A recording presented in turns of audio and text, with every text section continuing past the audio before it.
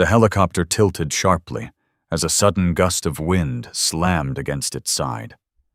Below, a jagged, uninhabited island sat like an emerald in a vast, uncaring blue. Inside the cabin, a 38-year-old single dad sat across from his billionaire CEO.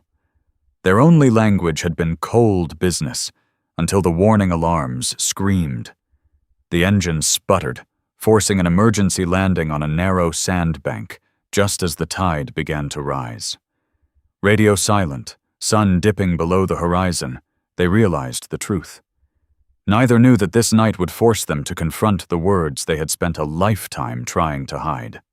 David was 38 years old, and he moved with the measured, cautious steps of a man who knew exactly how much he had to lose. As a mid-level project engineer, he was respected for his technical precision, but largely ignored in the grand political theater of the corporate office. His life was defined by a quiet, persistent grief. 4 years ago, his wife had passed away after a long illness, leaving him to raise their daughter, Maya, alone. Since that day, David's world had shrunk to the size of a 9-year-old's bedroom and the length of a school commute. He didn't seek promotions or fame. He sought stability. He sought the kind of safety that could only be bought with a steady paycheck and a low profile. The office environment at Heritage Development was a shark tank, and David was a fish that survived by blending into the shadows. He avoided the Friday happy hours and the late-night strategy sessions that Sarah, the CEO, seemed to thrive on. While others were fighting for a seat at the table, David was focused on the structural integrity of concrete and the reliable drainage of wetlands. He was the man who caught the errors that others missed in their rush to meet a quarterly target. He was a man of the foundation, while Sarah was a woman of the spire. The assignment to accompany the CEO on a site survey was not something he had asked for. It was a requirement. Sarah, the 30-year-old powerhouse who had inherited and then radically expanded her family's real estate empire, needed an engineer who knew the structural limitations of island soil. Sarah was legendary for her coldness. She was a woman who spoke in directives and looked at people as if they were lines on a balance sheet. To her, David was just another employee, a tool to be used for the realization of her latest grand vision, a high-end, exclusive resort that would redefine luxury. Before boarding the helicopter, David had performed his usual ritual. He sent a quick text to Maya's grandmother, who was watching her for the night. Then he sent a message to Maya herself. "Back before dinner tomorrow. Love you, kiddo." In his backpack, tucked inside a side pocket, was a worn photograph of the two of them at the park. Maya's toothless grin a stark contrast to the sterile environment of the corporate helipad. He felt a familiar knot of unease in his stomach as he watched Sarah board. She was dressed in expensive hiking gear that looked like it had never seen a speck of dirt.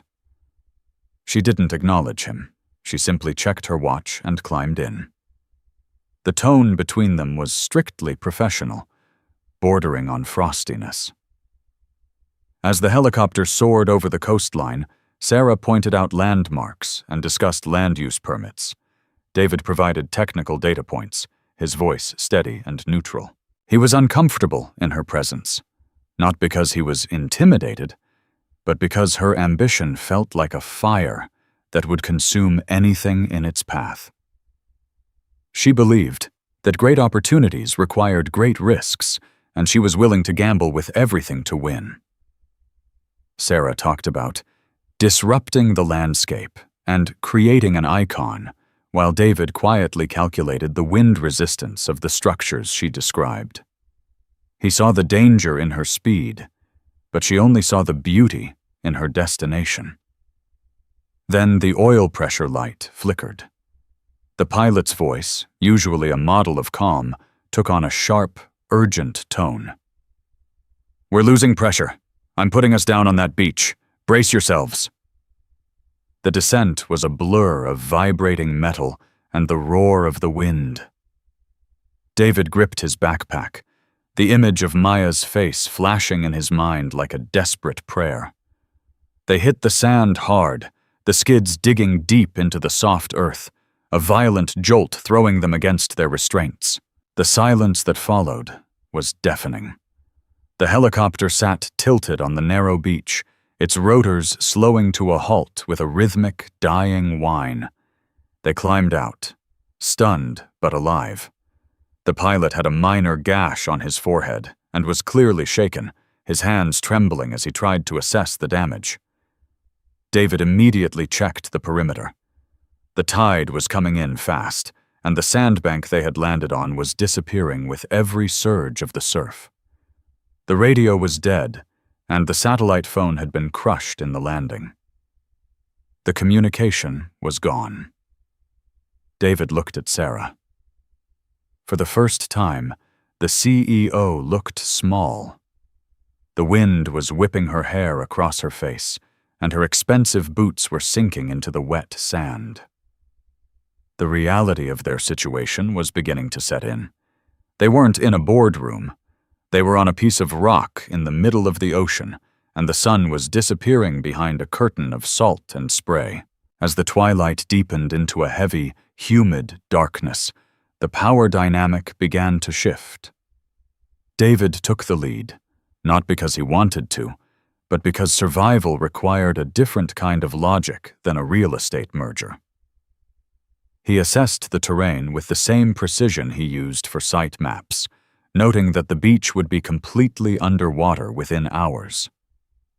He guided the pilot and Sarah toward a higher limestone ledge near the tree line, his voice calm and directive for the first time. Sarah initially tried to maintain her persona as the leader. She gave orders about securing the helicopter and checking the GPS, orders that David ignored as he focused on the immediate physical threats.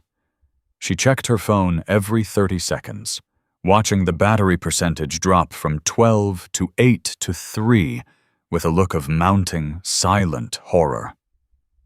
When the screen finally went black, a profound, heavy silence settled over her. Without the digital tether to her empire, she seemed to physically deflate, the sharp lines of her shoulders dropping. The professional distance she had maintained was being eroded by the sheer, physical reality of the island. They sat around a small, flickering fire. David had managed to start using a lighter from the pilot's emergency kit and dry leaves from the interior of the jungle edge. The crackle of the flames was the only sound against the rhythmic, heavy thump-thump of the waves. Sarah looked across the fire at David. He was carefully rationing a single bottle of water they had retrieved from the wreckage, pouring small amounts into the cap for the pilot first. Then Sarah. "You have a daughter, right?" she asked. Her voice was quiet, stripped of its usual sharp edge, sounding almost like a child's in the dark. David nodded, his eyes fixed on the fire. "Maya. She's 9. She's probably waiting for my nightly call right now." Sarah pulled her knees to her chest, her expensive jacket covered in ash and sand. "I don't even know if I want kids," she whispered, staring into the flames. "My father always told me that a family is a distraction if you want to be a legend. I've spent my entire life building things that last forever. Buildings, hotels, resorts. But I've never thought about building something that actually lives." David listened, surprised by the sudden raw intimacy. He realized that the cold CEO was perhaps just a woman who had been raised in a cage of expectations, taught that vulnerability was a terminal flaw in a competitive world. He shared his own story then. He spoke about the night his wife died, the clinical coldness of the hospital room, and the crushing weight of the silence when he finally walked back into his house alone. He spoke about the terrifying feeling that he wouldn't be enough for Maya, that he was just a man of blueprints trying to build a soul, I spent years feeling guilty that I was the one who survived, David said, his voice low. I kept thinking I should have been the one to go, because she was the heart of the home. But then I realized that my survival was a debt I owed to Maya. I had to become the heart. In the darkness of the island, there was no CEO and no employee. There were just two human beings, stripped of their titles and their armor, facing the vastness of the world together. The second day brought the harsh, punishing reality of the sun. The heat was in physical weight, and the limited water was a constant, gnawing concern. Sarah was visibly struggling. She was unaccustomed to physical hardship, and her lack of sleep was making her delirious. David remained the anchor. He moved with purpose, building a lean-to for shade and organizing the salvage from the helicopter. He didn't play the hero. He simply applied the same quiet, engineering logic to survival that he applied to a bridge design. He was the one who reminded them that rescue was a mathematical probability, a matter of when, not if. Sarah watched him as she sat in the shade of the lean-to. She saw a man who didn't need a corner office or a title to be respected. She saw that his strength didn't come from a bank account, but from a deep, internal sense of responsibility that didn't fluctuate with the market. She realized that while she had been chasing ghost numbers and digital applause, David had been cultivating a character. The island was exposing the cracks in her philosophy, showing her that the risks she took in business were nothing compared to the daily, quiet courage it took to raise a child alone.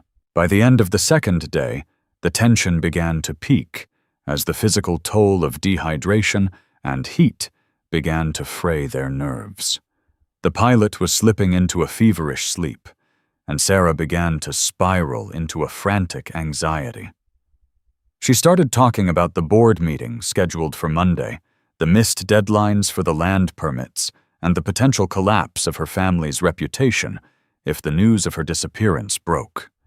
She was obsessing over the very things that David had come to realize were meaningless in the face of a rising tide. "Sarah, stop," David said, his voice firm and grounding. "Right now, none of that matters. The project doesn't exist out here. The stock price doesn't provide shade or water. We need to focus on keeping the signal fire ready for tonight. That's the only legacy that counts right now." Sarah snapped back, her eyes flashing with a remnant of her corporate fire, her voice rising to a shrill pitch. "It always matters, David. That project is my identity. If I lose that, who am I? Just a woman who got lost on a beach?" The confrontation hung in the air, heavy and sharp. David looked at her with a mix of pity and frustration. "If you lose the project, you're still you. You're still a person with a life and a voice. But if you lose your mind out here because you're clinging to a ghost, you're nobody. You've spent so much time chasing a version of success that you've forgotten how to just exist." Sarah turned away, the words hitting her harder than any board criticism ever had. She realized he was right. She was terrified of the silence because she didn't know who lived inside it. The second night brought a violent change in the weather. The wind pickup, howling through the trees like a wounded animal, and a dark wall of clouds began to move in from the horizon, blotting out the stars. The threat of a storm was real, and it was terrifying.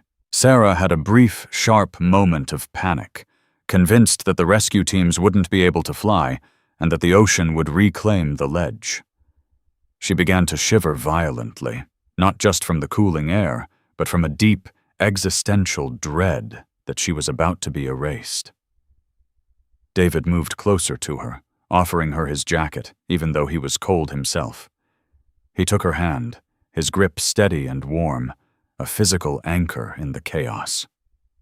"They will find us," he said. He didn't have proof, and his own heart was heavy with the thought of Maya waking up without a phone call. but he chose to be the certainty she lacked. He talked to her through the storm, telling her stories about Maya, her first day of school, her favorite books, the way she laughed at things that weren't even funny. He used his life to build a wall against her fear. As the storm began to lash the island with rain, they huddled together under the limestone ledge, the spray from the sea stinging their skin. In the roar of the wind, Sarah began to confess her deepest secrets. She spoke about the crushing weight of her father's legacy, the feeling that she was never allowed to be tired or weak, and the profound loneliness of a life spent at the top where everyone wanted something from her, but no one knew her. "I'm 30 years old," she whispered, "and I don't think anyone has actually looked at me in a decade." "If something happens," she said, her voice barely audible over the thunder, "I don't want to be remembered as a CEO. I don't want to be a series of profitable quarters in a history book. I want to have mattered to someone, the way you matter to Maya." She was crying now, the tears mixing with the rain on her face. David held her hand tighter, realizing that the island was performing a brutal surgery on her soul, cutting away the ego to find the heart. As the dawn of the third day approached, the storm began to break, leaving behind a world that felt washed clean but exhausted. The sea was still rough, but the sky was a pale, hopeful blue. Sarah sat by the dying embers of the fire, looking out at the horizon. She looked at David, who was already up, limping slightly but determined, preparing the signal fire with the last of their dry wood stored deep under the ledge. She knew her time on this island was likely coming to an end, and she felt a desperate need to say the things that were finally true. "David," she said, her voice soft and final, vibrating with a clarity she had never possessed in a boardroom. "If you make it back, and I don't, promise me something. Don't let Maya grow up thinking success is louder than kindness. Tell her that the most important thing you can build is a home, not a hotel. Tell her that her father was the strongest man I ever met, not because he was rich, but because he was kind enough to stay when I was falling apart." David wasn't ready for those words. They felt like a goodbye, but they also felt like a confession of faith. For the first time, he saw the person behind the CEO, and he realized that the island had changed them both into people who could no longer live the lives they had left behind. The rescue came not with a roar of triumph, but with a distant, rhythmic thumping that grew into the unmistakable sound of a Coast Guard cutter cutting through the swells. A plume of white smoke from David's signal fire had been spotted by a passing reconnaissance plane. The rescue was professional and efficient, a blur of orange life vests and strong hands. There were no explosions or dramatic last-second leaps. There was just the overwhelming, silent relief of warm blankets and the taste of fresh water that didn't have to be rationed. As the boat pulled away from the island, Sarah looked back at the green emerald that had nearly been her grave. She saw the helicopter, a broken toy on a disappearing beach. She looked at David, who was sitting with his head in his hands, finally allowing the exhaustion to take him. She realized that she was leaving the island, but the island wasn't leaving her. The person who had landed on that beach was gone, drowned in the storm and the silence. Back on the mainland, the world rushed back in with a deafening, intrusive noise. Sarah was taken to a hospital for observation, surrounded by security and assistants. The media was in a frenzy, and the corporate board was already demanding briefings on the status of the project and her health. But the Sarah who returned was not the same woman who had left. She spent 3 days in the hospital, refusing all business calls and turning off the television. She didn't check the stock price once. She sat in her room, looking out the window at the steel and glass city she had helped build, seeing it through new, weary eyes. The experience had acted like a controlled burn, clearing away the dead brush of her old life to make room for something new. She thought about David's stories, about the heart of the home, and about the final words she had spoken in the dark. She realized that her ambition had been a form of starvation. When she was released, her first act was to call an emergency meeting regarding the island resort project. The board members sat in the expensive leather chairs, expecting her to push for an accelerated timeline to show the market she was unbroken. Instead, Sarah walked in dressed in simple clothes, her face pale, but her eyes burning with a new kind of intensity. She laid out a completely different vision. "We're not building a luxury resort," she told the stunned room. "We're building an ecological research and education center. We're going to preserve that island, not pave it. We're going to build a legacy of protection, not consumption. We don't conquer places anymore. We respect them." When a senior board member asked about the hundreds of millions in lost potential revenue, Sarah looked him in the eye with a calm that unsettled him. "We've spent enough time chasing profit at the expense of our humanity. I almost died on that island, and not once did I wish I had made more money. I wished I had been a better person. It's time we built something that actually matters." She gave them an ultimatum. Follow her new vision, or she would take her name and her capital elsewhere. For the first time, she was using her power not to climb, but to plant. David returned to his life with a newfound sense of peace that felt like a shield. The not yet feeling, the constant low-level anxiety that he was failing Maya, had been washed away by the storm. He looked at his daughter and realized that he had already achieved the greatest success a man could have. He didn't need the validation of a CEO or a title to know his worth. He was a father, and that was enough. He spent more time at the park and less time in the office, his blueprints now including space for a life, not just a structure. He began to heal from the loss of his wife, realizing that living a full, present life was the best way to honor her memory. The metaphor of the island stayed with him like a ghost. He realized that life was a series of storms and tides, and the only thing that truly kept you afloat was the people you held on to in the dark. He didn't want to be a man who just survived. He wanted to be a man who thrived in the quiet, mundane moments. He realized that the island hadn't been a detour from his life. It had been the destination. It was the place where he had finally found his footing on solid ground. A month later, Sarah invited David to her office. The space was still opulent, with its sweeping views of the harbor, but the atmosphere had changed. The cold, sterile air was gone, replaced by a sense of quiet purpose. Sarah wasn't sitting behind her massive mahogany desk. She was sitting at a small, round table by the window, a set of architectural plans spread out before her. She looked healthier, her skin tan and her eyes grounded. The sharp, jagged edges of her ambition had been smoothed by the reality of the sea. "I meant what I said on that island, David," she said, looking up as he entered. She didn't stand up to shake his hand with corporate formality. She simply smiled and pointed to the chair across from her.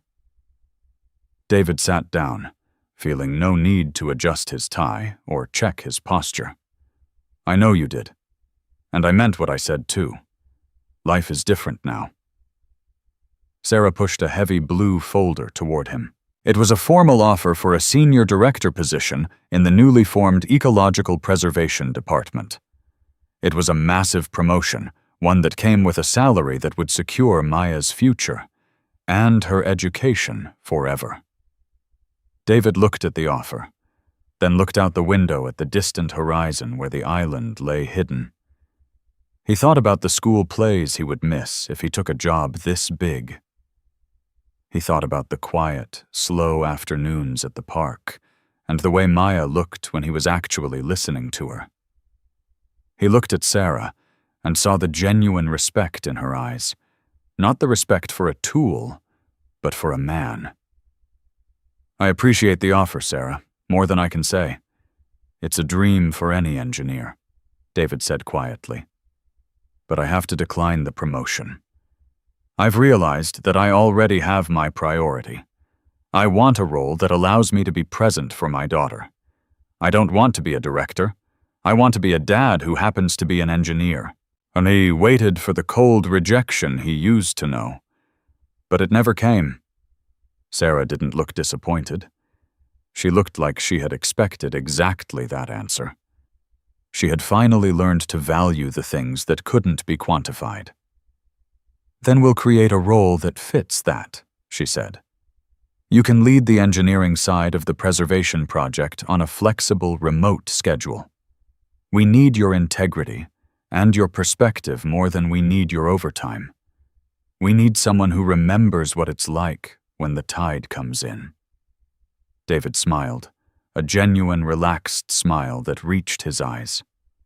That I can do. The story ends on a quiet, golden afternoon at the local park. David is sitting on a wooden bench, watching Maya run through the grass with a group of friends, her laughter the most beautiful sound he has ever heard.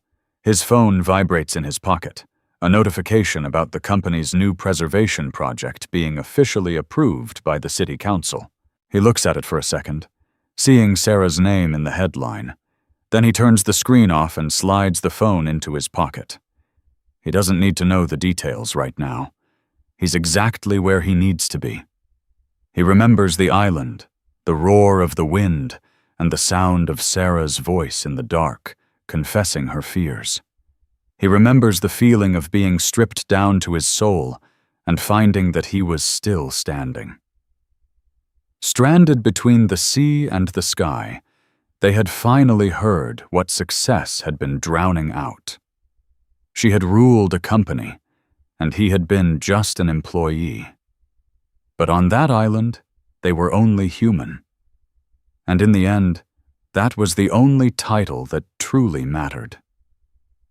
David watched Maya wave to him from across the field, and he waved back, knowing that the foundation he had built was finally, truly solid. Thank you for following the story on High TL Stories. If you love stories about the power of the human spirit and finding what truly matters, don't forget to like, subscribe to the channel, and turn on notifications so you don't miss our upcoming content.